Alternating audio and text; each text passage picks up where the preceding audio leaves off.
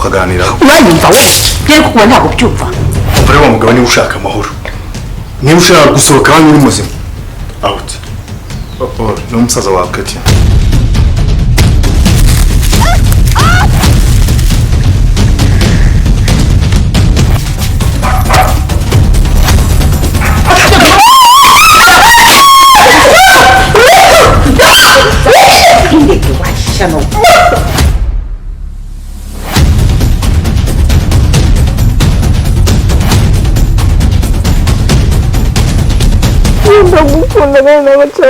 Katia nanjye ndagukunda ariko kumurwanya ntabwo rushoboka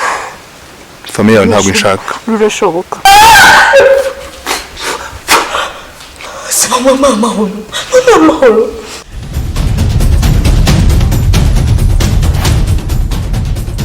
uyu mukobwa iwabo ni hehe